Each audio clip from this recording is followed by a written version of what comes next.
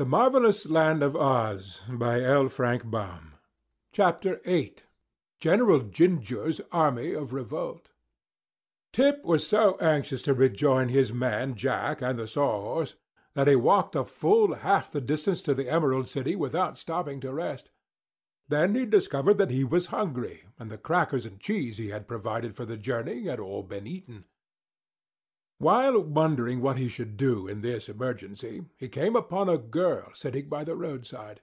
She wore a costume that struck the boy as being remarkably brilliant, her silken waist being of emerald green, and her skirt of 4 distinct colors: blue in front, yellow at the left side, red at the back, and purple at the right side. Fastening the waist in front were 4 buttons, the top one blue, the next yellow, a third red, and the last purple. The splendor of this dress was almost barbaric, so Tip was fully justified in staring at the gown for some moments before his eyes were attracted by the pretty face above it. Yes, the face was pretty enough, he decided, but it wore an expression of discontent coupled to a shade of defiance or audacity. While the boy stared, the girl looked upon him calmly. A lunch-basket stood beside her, and she held a dainty sandwich in one hand and a hard-boiled egg in the other, eating with an evident appetite that aroused Tip's sympathy. He was just about to ask a share of the luncheon when the girl stood up and brushed the crumbs from her lap. "There," said she. "it is time for me to go. Carry that basket for me, and help yourself to its contents, if you are hungry." Tip seized the basket eagerly and began to eat, following for a time the strange girl without bothering to ask questions. She walked along before him with swift strides, and there was about her an air of decision and importance that led him to suspect she was some great personage. Finally, when he had satisfied his hunger, he ran up beside her and tried to keep pace with her swift footsteps, a very difficult feat, for she was much taller than he and evidently in a hurry. "Thank you very much for the sandwiches," said Tip as he trotted along. "May I ask your name?" "I am General Jinjur," was the brief reply. "Oh," said the boy, surprised. "what sort of general?" "I command the army of Revolt in this war," answered the general with unnecessary sharpness. "Oh," he again exclaimed. "I didn't know there was a war." "You were not supposed to know it," she returned. "for we have kept it a secret. And considering that our army is composed entirely of girls," she added with some pride, "it is surely a remarkable thing that our revolt is not yet discovered." "It is indeed," acknowledged Tip. "But where is your army?" "About a mile from here. said General Jinjur. The forces have assembled from all parts of the Land of Oz at my express command, for this is the day we are to conquer His Majesty the Scarecrow and wrest from him the throne. The army of Revolt only awaits my coming to march upon the Emerald City."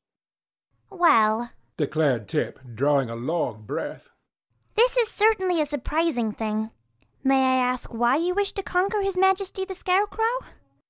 "Because the Emerald City has been ruled by men long enough, for one reason," said the girl. "Moreover, the city glitters with beautiful gems, which might far better be used for rings, bracelets, and necklaces, and there is enough money in the king's treasury to buy every girl in our army a dozen new gowns. So we intend to conquer the city, and run the government to suit ourselves." Jinjur spoke these words with an eagerness and decision that proved she was in earnest. "But war is a terrible thing," said Tip thoughtfully. "This war will be pleasant," replied the girl cheerfully. "Many of you will be slain," continued the boy in an awed voice. "Oh, no," said Jinjur. "What man would oppose a girl, or dare to harm her? And there is not an ugly face in my entire army." Tip laughed. "Perhaps you are right, said he. but the guardian of the gate is considered a faithful guardian, and the king's army will not let the city be conquered without a struggle." "The army is old and feeble," replied General Jinjur scornfully. "His strength has all been used to grow whiskers, and his wife has such a temper that she has already pulled more than half of them out by the roots. When the wonderful wizard reigned, the soldier with the green whiskers was a very good royal army, for people feared the wizard. But no one is afraid of the Scarecrow, so his royal army don't count for much in time of war." After this conversation they proceeded some distance in silence, and before long reached a large clearing in the forest, where fully 400 young women were assembled. These were laughing and talking together as gaily as if they had gathered for a picnic instead of a war of conquest. They were divided into 4 companies, and Tip noticed that all were dressed in costumes similar to that worn by General Jinjur. The only real difference was that while those girls from the Munchkin country had the blue strip in front of their skirts, those from the country of the Quadlings had the red strip in front, and those from the country of the Winkies had the yellow strip in front, and the Gillikin girls wore the purple strip in front. All had green waists, representing the Emerald City they intended to conquer, and the top button on each waist indicated by its color which country the wearer came from. The uniforms were jaunty and becoming, and quite effective when massed together. Tip thought this strange army bore no weapons whatever, but in this case he was wrong, for each girl had stuck through the knot of her back hair 2 long, glittering knitting needles. General Jinjur immediately mounted the stump of a tree and addressed her army. "Friends, fellow citizens, and girls," she said, "we are about to begin our great revolt against the men of Oz. We march to conquer the Emerald City, to dethrone the Scarecrow King, to acquire thousands of gorgeous gems, to rifle the royal treasury, and to obtain power over our former oppressors."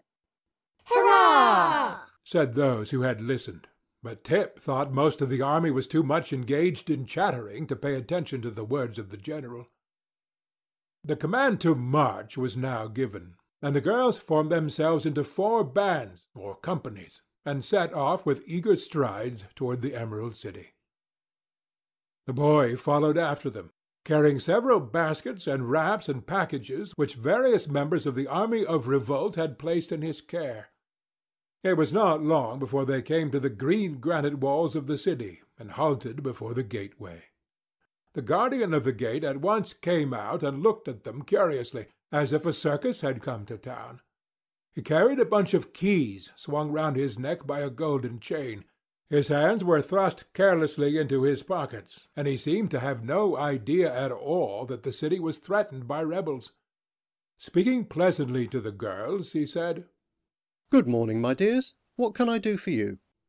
"Surrender instantly," answered General Jinjur, standing before him and frowning as terribly as her pretty face would allow her to. "Surrender?" echoed the man, astounded. "Why, it's impossible. It's against the law. I never heard of such a thing in my life."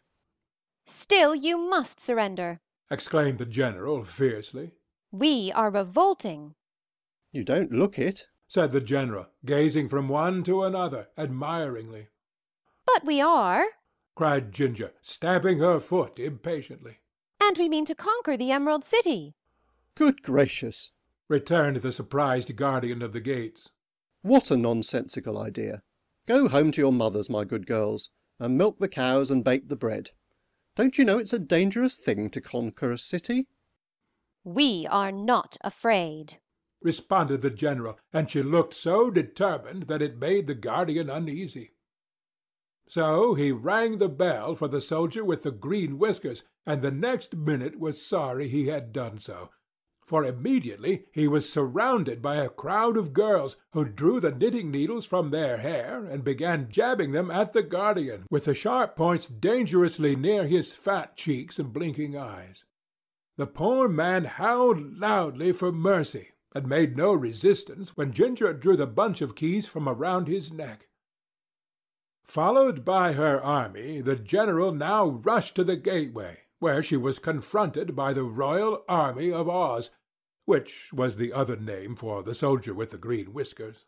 "Halt!" he cried, and pointed his long gun full in the face of the leader.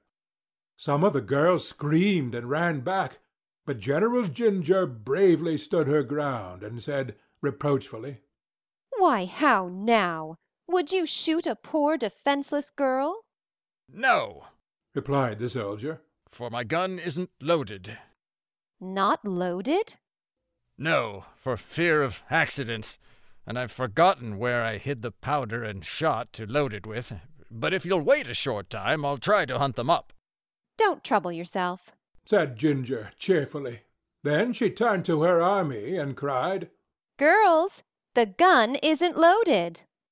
Hooray! Shrieked the rebels, delighted at this good news, and they proceeded to rush upon the soldier with the green whiskers in such a crowd that it was a wonder they didn't stick the knitting needles into one another.